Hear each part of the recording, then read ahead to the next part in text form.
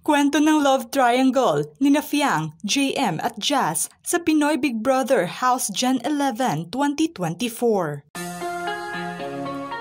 Napansin ngayon ng mga netizens at mga manonood ng Pinoy Big Brother Gen 11 ang tila namumuong love triangle sa pagitan ng mga housemates na sina Fiang, Jazz at JM. Sa mga episode ng PBB Gen 11 ngayon ay naging mainit nga ang bawat eksena ng mga housemates sa isa't isa, lalo na sa tatlong mga housemates na nabanggit. Hirit ng mga netizens na tila may panibagong susunod sa yapak ng pinag-usapang love triangle noon ng mga dating housemates na sina Loisa, Joshua at Jane. Matatandaan na bago pa man umiksena ang housemate na si Jazz ay una nang malapit sa isa't isa si Fiang at JM. Tila aso't pusa minsan ang relasyon ng dalawa dahil na sa pagiging komportable nila sa bawat isa.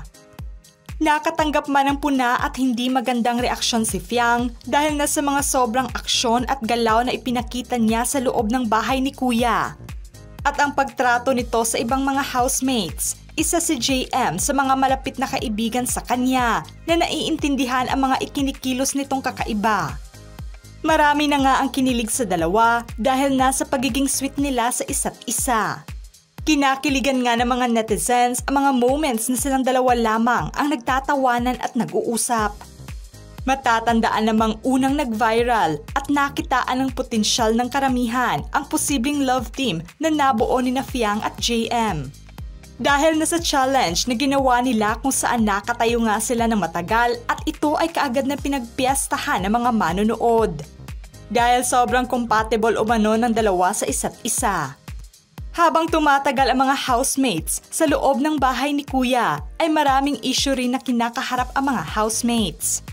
Kabilang na nga rito ang mainit na usap-usapan sa love triangle ngayon ng tatlo. Tila nabaling kasi ang atensyon ni JM sa ibang housemate at naging malapit na rin ito sa ibang babae tulad na lamang ang pagiging close nila ni Jazz. Sa mga bagong episodes ng PBB Gen 11 ay marami naman namang kinilig sa Jazz at JM supporters matapos na humirit si JM ng pagtatanong noon kay Jazz kung kailan umano siya sasagutin nito.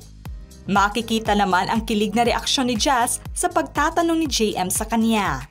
Napansin naman ng mga netizens na tila may bago silang love team na naiispatan.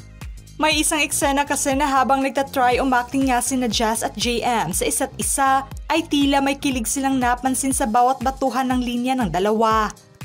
Dahil dito, naging hati ang reaksyon ng mga netizens sa pagtukso ng iba sa tandem ni Jazz at JM. Komento ng mga netizens na huwag umanong iship si Jazz kay JM. Dahil nagmukhang assuming umano si Jazz dahil mixed signal umano si JM. Pansin kasi ng mga fans ni Jazz na tila sumasakay lamang sa pang-aasar si JM.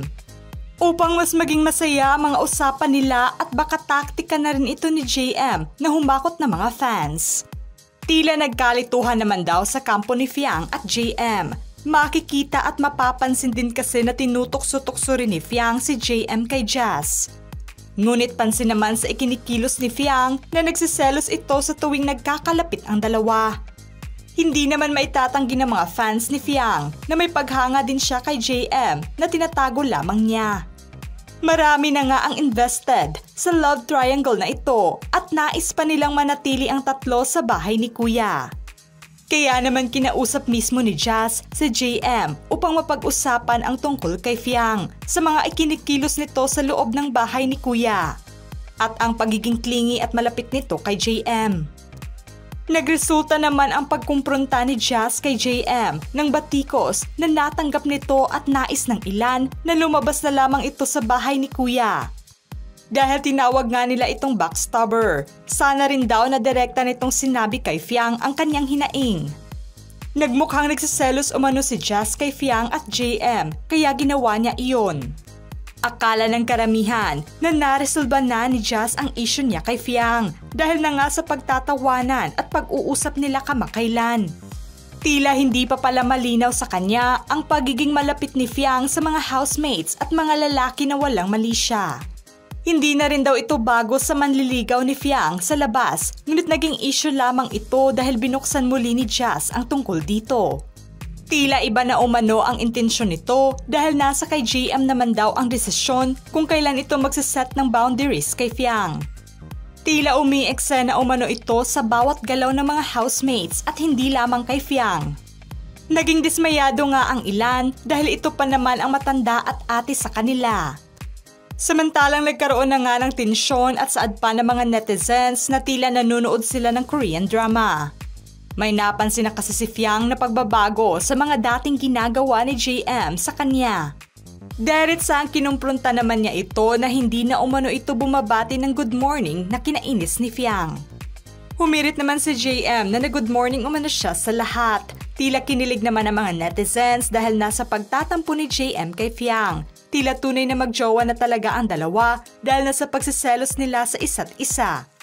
Ilan pa sa komento ng mga netizens, nila, may gusto din si Fiang kay JM, kaya di niya masabi na mahalaga si Sean sa kanya. Halatang may gusto na talaga siya kay JM. Gusto lang kasi ni JM na mag-adjust sa pagiging clingy niya kasi may manliligaw siya sa labas. Fiang don't understand that JM need assurance. He's fallen to Fiang and eyes don't lie. Kaliwat kanan nga ang diskusyon ng mga netizens tungkol na sa love triangle issue ni Jazz, Fiang at JM. Naging hati naman ang reaksyon at suporta ng mga netizens para na sa dalawang babae. Simula kasi nang pumasok umano sa bahay ni Kuya si Fiang ay marami ang nanibago sa pag-uugali nito. Ngunit habang tumatagal ay nakita naman nila ang character development nito at natututo na sa ibang mga housemates. Samantalang si Jazz naman ay matalino, ngunit hindi sila kumbinsidong totoo ang pinapakita nito sa ibang mga housemates. Nakita kasi nila ang dark side nito habang tumatagal. Hiling ng mga kanya-kanya nilang fans na sana ay magkaayos na muli ang dalawa tulad ng dati. Kung issue man ito ng lalaki, ay sana hindi tuluyang masira ang pagkakaibigan nilang dalawa sa loob ng bahay ni Kuya. Pero ngayon ay bumuhos nga ang suporta ng karamihan para na kay Fiang at suportado pa rin nila ang tandem nito kay JM.